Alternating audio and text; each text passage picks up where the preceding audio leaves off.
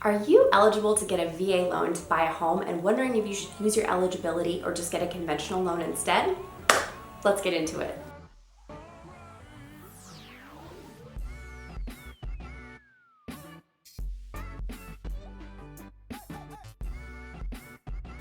Hey, I'm Bethany Stalder with Fidelis Property Group. We are a veteran-owned real estate team in Northern Virginia, helping military families near the Pentagon, Fort Belvoir, and Quantico.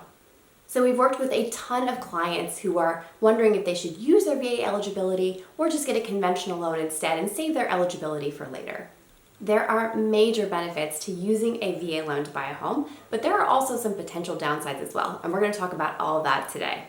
So let's start with the pros. Pro number 1. The VA loan typically does not require a down payment. That's right, 0% down. If you haven't already used your VA eligibility to buy another property, then a down payment is not a requirement for a VA loan. If you have used your VA eligibility to buy another property, you can still use it again to buy a home now. The only difference is that you may have to put a little bit down payment on the loan in order to qualify. On the other hand, conventional loans, not all, but the vast majority, do require some kind of down payment in order to qualify. It doesn't have to be 20%. That is a huge myth about buying a home. But between 5 and 10% minimum is very common for conventional loans. If you would prefer to keep your cash or you don't currently have enough for a down payment, a VA loan is going to be your best bet.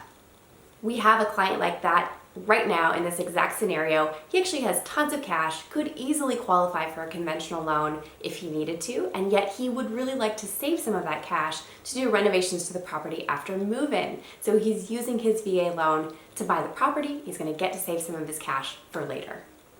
Pro number 2, interest rates. In many cases, you're going to get a better interest rate on a VA loan than on a conventional loan. Now, we're usually only talking about an 1/8 to 1/4 point % better difference here. But if you're going to keep the house for a long time and interest rates are rising, in other words, you don't think you're going to be able to refinance into a lower rate in the foreseeable future, that 1/8 to 1/4 point difference could make a big difference in the long haul. So if you're pre-qualifying for both a VA loan and a conventional loan, be sure to check the interest rate on both. You may be getting a better deal on the VA loan. Pro number 3, more flexibility in getting qualified. By this, I mean the minimum credit score and the maximum debt to income ratio can often be more forgiving when qualifying for a VA loan. For example, the debt to income ratio, or DTI, is a very important number when you're applying for a loan. Your DTI is the ratio of what you're paying to service your debt, to pay off your debts, versus what you're earning. And it's important to both loan officers and underwriters in the process because it just tells them how much money you have to spend once you're done paying off your debt at the end of the month. Thus, how good a candidate will you be for a loan? If your DTI is too high, you won't get approved for a loan. The VA sets a benchmark debt to income ratio of 41%, but it's up to the individual lender to decide what that maximum ratio is going to be. So you may find a VA loan easier to qualify for depending on your circumstances. All this said, the VA loan sounds amazing. Seriously, why would you ever get another type of loan? Well, you might not, but here are some potential downsides to the VA loan. First, there is an additional cost to getting the VA loan, which is the funding fee. This is basically the cost of doing business with the VA. And your funding fee varies depending on whether or not you've ever used your VA eligibility in the past and how much of a down payment you're putting down on this particular home. I'll link to a handy chart below on our website that goes over the table of funding fees depending on those two factors for you. Now, the funding fee is paid at closing, but the good news is you can roll the funding fee into your total loan amount, so you don't necessarily have to take that cash out of your pocket. But just be sure to plan for it because it will become a part of your monthly payment at that point. Second, the VA appraisal can be a tiny bit more strict than a conventional loan appraisal. VA appraisers have to adhere to the VA guidelines, which specify certain safety and livability factors that the appraisers have to look out for when they visit the home.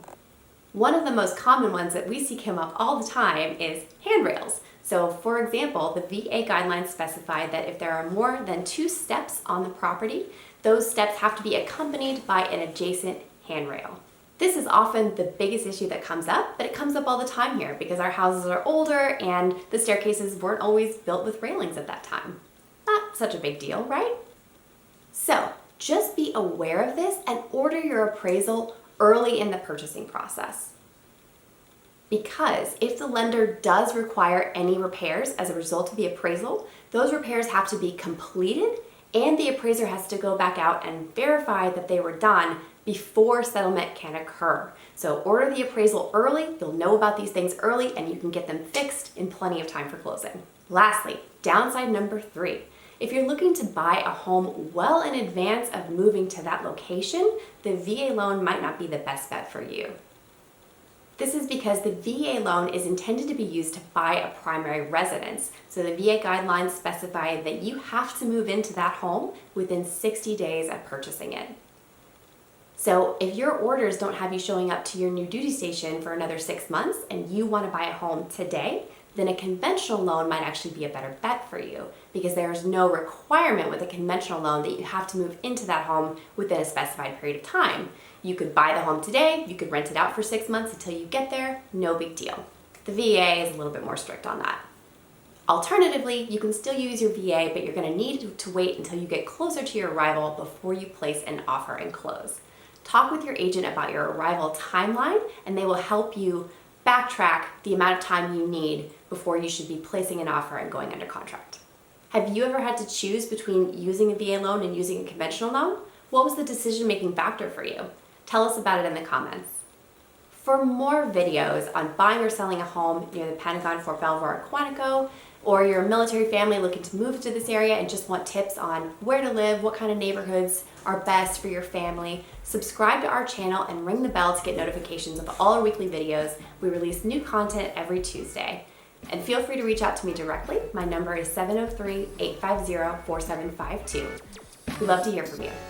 Thanks for watching. See you next week. Are you eligible to use a VA loan and wondering if you should just use that? Good start. You might be getting a better deal. Making up words. Because there's no criteria for how long it is before you have to move. Second, the VA loan can be, and I messed up again. Thank you. Bye. You get it for that? That's helpful.